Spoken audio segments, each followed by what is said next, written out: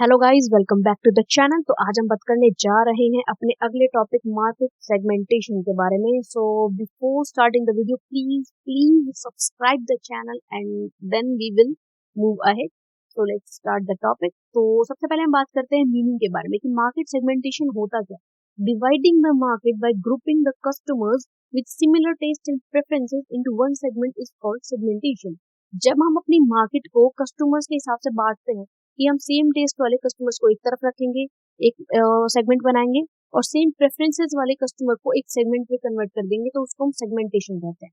Simple भाषा में बताऊं तो जब हम अपने कस्टमर्स की चॉइस एंड प्रेफरेंस के हिसाब से अलग अलग सेक्शंस अपने प्रोडक्ट के बना देते हैं, तो उसे हम सेगमेंटेशन कहते हैं। एक और स्टेटमेंट देख लेते हैं कि segmentation help marketer understand the need of different customers. कि सेगमेंटेशन करती क्या है? सेगमेंटेशन प्रोड्यूसर को, मार्केटर को हेल्प करती है ये जानने में कि आपके अलग अलग कस्टमर की नीड अलग अलग किस तरीके से है और किस तरीके से आप उन्हें बेटर सर्विसेज दे सकते हैं।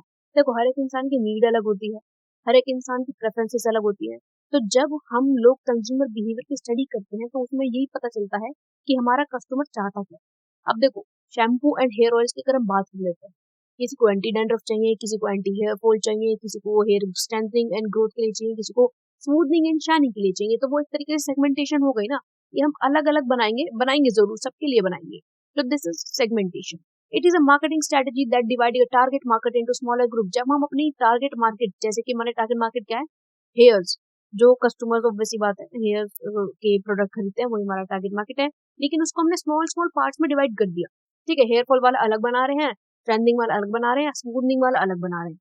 जैसे कि यहाँ पर एक और एग्जांपल है कि टाटा टी ने जो है ज्योग्राफिकल सेगमेंट का इस्तेमाल करके अपनी ब्रांडिंग बहुत अच्छी तरीके से करी है। टाटा टी प्रीमियम में असम की कड़क चाय अलग आती है, दिल्ली की अलग आती है, हरियाणा की अलग आती है, पैकेट पे मेंशन होता है। ओके, तो उन्होंने जियोग्राफिकल सेगमेंटेशन कर ली। फिर हमारा नेक्स्ट टॉपिक आता है कि इंपॉर्टेंस क्या है हमारे मार्केट सेगमेंटिंग। तो देखो, मार्केट सेगमेंटेशन हमारे कस्टमर की नीड्स और प्रेफरेंस को समझने में मदद करता है। फिर ये मार्केट एफिशिएंसी बढ़ाता है अपनी टारगेट ऑडियंस को, अपनी सही ऑडियंस को टारगेट करके। अगर हम अपनी सही ऑडियंस को टारगेट करेंगे, अगर हमें पता है कि हमारी जो ऑडियंस है ना, कि हम यहाँ पर जो है हरियाणा में प्रोडक्ट सेल कर रहे हैं, और यहाँ पे ना अगर सपोज हम एग्जांपल लगा लेते हैं कि हेयर फॉल का इशू बहुत ज्यादा है, तो हम क्या करेंगे, यहाँ पर उसी से रिलेटेड प्रोडक्ट को ज्यादा मार्केट करेंगे, ज्यादा एडवर्टाइज करेंगे। Enhance customer satisfaction by offering tailored product. जब हम कस्टमर को टेलर्ड प्रोडक्ट, मतलब उसके नीड के हिसाब से प्रोडक्ट ऑफर करते हैं, तो उसकी सेटिस्फेक्शन जो होती है वो इनहांस हो जाती है, बढ़ जाती है। Improves competitive advantage. यहाँ पर हमें कॉम्पिटिटिव एडवांटेज मिल जाती है। क्यों? क्योंकि हमने हर एक नीड के हिसाब से अपने प्रोडक्ट को, अपने सेगमेंट को जो है बनाया है।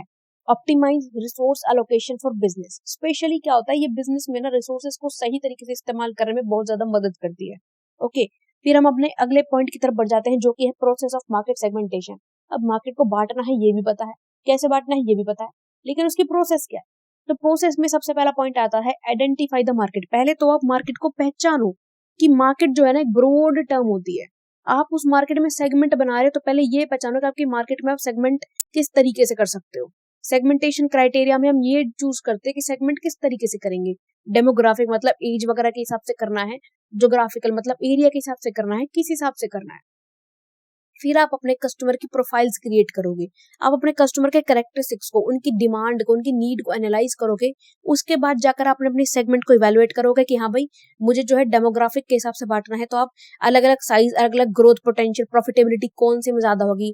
ठीक है, अब जो चाय है, चाय को हम डेमोग्राफिक के हिसाब से तो नहीं बांट सकते। ऐसा तो नहीं होता कि बच्चे अलग तरीके की चाय पीते हैं और बड़े अलग तरीके की चाय पीते हैं और ग्रैंड पेरेंट्स अलग तरीके की चाय पीते हैं, नहीं ना। तो उसको हम जियोग्राफिक तरीके से ही डिवाइड कर सकते हैं, डेमोग्राफिक तरीके से नहीं कर सकते। तो यहाँ पे हमने इवेलुएट कर लिया कि भाई डेमोग्राफिक में जो है वो स्कोप नहीं है, हम ज्योग्राफिकल में प्रॉफिटेबिलिटी है, स्कोप है, तो हमने वो इवेलुएट कर लिया और सिलेक्ट कर लिया उसे। फिर हम करते हैं डेवलप पोजिशनिंग स्ट्रेटेजी। हम अपनी स्ट्रेटेजी बनाते हैं कि अब हमने सेगमेंट तो डिवाइड कर लिया, अब इस तरीके से उसको मार्केट करेंगे, इस तरीके से उसको एडवर्टाइज करेंगे। फिर आता है इंप्लीमेंट एंड मॉनिटर। डेवलप कर ली मार्केटिंग स्ट्रेटेजी, उसको इंप्लीमेंट करो और मॉनिटर करो कि भाई जो आपने क्रिएट किया है वो सही है या गलत है, कि कहीं उसमें कुछ इंप्रूवमेंट की जरूरत है या उसमें कोई स्ट्रेटेजी जो है आपको चेंज करनी है, तो वो सब आप देख सकते हो। अगेन मैं एक बार शॉर्ट में रिपीट कर दूं, सबसे पहले मार्केट आइडेंटिफाई करो, उसके बाद सेगमेंटेशन किस तरीके से करनी है वो देखो, उसके बाद अपने कस्टमर की प्रोफाइल क्रिएट करो कि सेगमेंटेशन में कौन सा कस्टमर प्रोफाइल सही बैठता है। सभी प्रोफाइल्स को इवेल्युएट करो, जो सबसे ज्यादा फायदेमंद लगे उसको सिलेक्ट करो, उसके बिहाफ पे एक मार्केटिंग स्ट्रेटेजी डेवलप करो और इम्प्लीमेंट कर दो। ठीक है, फिर हम अपने अगले टॉपिक पे आते हैं कि मार्केट सेगमेंटेशन से फायदे क्या क्या होते हैं, बेनिफिट्स क्या क्या होते हैं। सबसे पहला बेनिफिट होता है इंप्रूव्ड मार्केटिंग एफिशिएंसी। मार्केट की एफिशिएंसी बहुत ज्यादा बढ़ जाती है। देखो, जितना स्पेशलाइजेशन की तरफ जाओगे उतना ही ज्यादा आपको फायदा मिलता है। फिर आ जाता है हायर कस्टमर सेटिस्फेक्शन। आपके कस्टमर को सेटिस्फेक्शन पूरा मिलता है बिकॉज आपने स्पेशली उसी के लिए प्रोडक्ट कस्टमाइज कर रखा है ऑलरेडी। फिर आता है better competitive advantage. Competitive advantage तो आपको मिल ही जानी है क्योंकि आपने अपने कॉर्पोरेट को, अपने मार्केट को, प्रोडक्ट को सेगमेंटाइज कर रखा है। फिर आता है मोर इफेक्टिव प्रोडक्ट डेवलपमेंट। आप प्रोडक्ट डेवलपमेंट बहुत इफेक्टिवली कर सकते हो क्योंकि देखो, सभी फीचर्स को एक प्रोडक्ट के अंदर डालना मुश्किल होता है, लेकिन अगर आप एक प्रोडक्ट एक फीचर के लिए स्पेशलाइज कर दो तो आसान हो जाता है ना उस प्रोडक्ट को डेवलप करना। तो इसीलिए ये एक बहुत बड़ा बेनिफिट है। फिर हम अपने अगले टॉपिक पे आते हैं, बेसिस ऑफ सेगमेंटेशन। सेगमेंटेशन किस किस तरीके से हम कर सकते हैं, किस किस बिहाफ पे हम कर सकते हैं। तो सबसे पहला आता है डेमोग्राफिक सेगमेंटेशन, जो कि एज के हिसाब से कर सकता है। जैसे कि बच्चों के लिए अलग चीजें, टीनेजर्स के लिए अलग चीजें, अडल्ट एंड सीनियर्स के लिए अलग चीजें। एज पे हम मेनली क्लोथ्स को सेगमेंटाइज करते हैं। फिर gender, male, female and non binary, इनके हिसाब से हम अपने प्रोडक्ट को सेगमेंटाइज कर सकते हैं। इनकम लेवल, लो इनकम के लिए अलग प्रोडक्ट होता है, मिडिल के लिए अलग और हाई के लिए हम एक्सक्लूसिव ब्रांडेड प्रोडक्ट बनाते हैं। फिर आ जाए एजुकेशन लेवल, हाई स्कूल के लिए बना रहे हो तो अलग होगा, कॉलेज के लिए अलग डिमांड्स होती है बच्चों की। ठीक है, फिर ऑक्यूपेशन, स्टूडेंट्स अलग तरीके का प्रोडक्ट खरीदते हैं, प्रोफेशन अलग तरीके का प्रोडक्ट खरीदते हैं।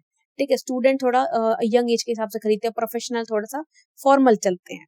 ओके, स्टूडेंट्स को वाइब्रेंट, अट्रैक्टिव, यूनिक चीजें चाहिए होती है। फिर फैमिली स्ट्रक्चर, अगर आप सिंगल है तो अलग सामान खरीदेंगे, मैरिड है तो आप अलग तरीके का सामान खरीद सकते हैं। फिर हमारा अगला सेगमेंट आता है ज्योग्राफिक सेगमेंट, जो कि हमारे देश के हिसाब से हो सकता है, लाइक यूएसए, इंडिया, यूके। जैसे कि कोको कोला है, इंडिया में अलग तरीके की, इंडिया में फिलहाल 3 तरीके की कोक अवेलेबल होती है, एक तो नॉर्मल, एक कोक लाइट, एक जीरो और एक डाइट वाली भी आती है। लेकिन अगर आप फॉरेन कंट्रीज के एग्जांपल देखोगे तो वहां पे फ्लेवर्ड अलग अलग तरीके की raspberry, Coca Cola and all, बहुत तरीके की कोक अवेलेबल है। फिर आता है रीजन, अगर आप नॉर्थ, साउथ, ईस्ट, वेस्ट के हिसाब से डिवाइड कर दें कि भाई नॉर्थ में क्या चलता है, नॉर्थ में स्पाइसी फूड आप एडवर्टाइज कर सकते हो, साउथ में सोबर, सिंपल, कोकोनट बेस्ड या हेल्दी फूड होता है, ईस्ट और वेस्ट में अलग तरीके का फूड होता है। फिर सिटी साइज के हिसाब से कि मेट्रो सिटी में आप कर रहे हो तो हाई प्राइसेस रख सकते हो, ट्रेंडिंग चीजें रखोगे। अर्बन और रूरल में कर रहे हो तो अलग होता है, रूरल में स्पेसिफिकली आपको ट्रेडिशन कल्चर का ध्यान रख के एडवर्टाइज करना पड़ता है। फिर climate, hot, cold, humid, dry. अब आप हॉट क्लाइमेट में सर्दी के कपड़े थोड़ी मार्केट करोगे, आप ठंडे के कपड़े करोगे ना। ठीक है, समर वेयर करोगे ना। तो इस तरीके से आप ड्राई क्लाइमेट में जो है कॉटन क्लोथ्स करोगे, ह्यूमिड क्लाइमेट में अलग तरीके के क्लोथ्स करोगे। फिर साइकोग्राफिक, डेमोग्राफिक क्या होता है, साइकोग्राफिक में आप पर्सनल ट्रेट के हिसाब से करते हो, जैसे कि इंट्रोवर्ट, एक्सट्रोवर्ट और रिस्क टेकर। फिर आता है value and belief, traditional, modern, ethical. जो ट्रेडिशन, आप अगर ट्रेडिशन के अकॉर्डिंग कर रहे हो तो आप ट्रेडिशन के अकॉर्डिंग करोगे, लाइक इन हरियाणा का ट्रेडिशन क्या है, धोती कुर्ता। एंड मॉडर्न हमारा क्या कहता है, वैल्यू एंड बिलीफ, और jeans, T shirt, top. Interest and hobbies के हिसाब से, स्पोर्ट्स का अगर कोई इक्विपमेंट बना रहे हो तो अलग तरीके से मार्केट करोगे, म्यूजिक, ट्रैवल, इनके हिसाब से आप जो है बेस्ड कर सकते हो। फिर आता है सोशल स्टेटस कि एलाइट है, अपर मिडिल क्लास है या मिडिल क्लास है, इनके अकॉर्डिंग डिवाइड कर सकते हो। फिर हमारा आता है बिहेवियरल सेगमेंट क्या होता है, आप यूजेज रेट के हिसाब से कर सकते हो कि यूजेज रेट कितना है, लाइट, मीडियम, हैवी यूजर्स, इस तरीके से। जैसे कि हैवी यूजर्स आप वो अल्कोहल में डिवाइड कर सकते हो और निकोटीन में डिवाइड कर सकते हो। लॉयल्टी स्टेटस कि आपका ब्रांड लॉयल है, ओकेजनल है या स्विचर्स है, कि मतलब हमेशा प्रोडक्ट सेल करता है या ओकेजनली, लाइक आइसक्रीम की ब्रांड्स जो होती हैं विंटर्स में ज्यादा एक्टिव होती है, सॉरी समर में ज्यादा एक्टिव होती है इन कंपैरिजन टू विंटर्स। ठीक है, फिर आता है बाइंग बिहेवियर कैसा, इंपल्सिव बायर है आपके, मतलब चाहे कोई भी प्राइस हो, कोई भी सिचुएशन हो, खरीदते खरीदते हैं। फिर प्लान्ड बायर्स हैं, देख परख के सब खरीदते हैं। कस्टमर जर्नी की स्टेज कौन सी है, न्यू है, रिटर्निंग है या रेगुलर कस्टमर है। रेगुलर कस्टमर नॉर्मली हमारा जो पेरिशेबल गुड्स होती है उनमें होता है, रिटर्निंग में हमारा क्लोथ्स वगैरह में देख सकते हो, सेमी ड्यूरेबल में। और जो न्यू होता है वो मेनली ड्यूरेबल के लिए होता है, machines, equipments, furniture and car, उनके लिए होता है।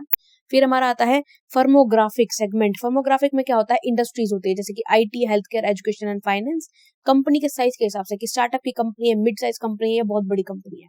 रेवेन्यू के हिसाब से कर सकते हो, लो, मीडियम, हाई। या ऑपरेशनल स्केल कैसा है, लोकल है, नेशनल है या इंटरनेशनल, इंपोर्ट एक्सपोर्ट, ग्लोबल भी देखते हैं। फिर आते हैं चैलेंजेस कौन कौन से होते हैं मार्केट सेगमेंटेशन में।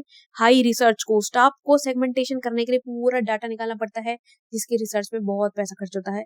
फिर आता है अवर सेगमेंटेशन रिस्क, ज्यादा सेगमेंट अगर आप बना देते हो ना तो आपकी मार्केट कई बार छोटी हो सकती है और आपको जो है फ्यूचर में प्रोडक्ट की डिमांड क्रिएट करने में दिक्कत भी हो सकती है।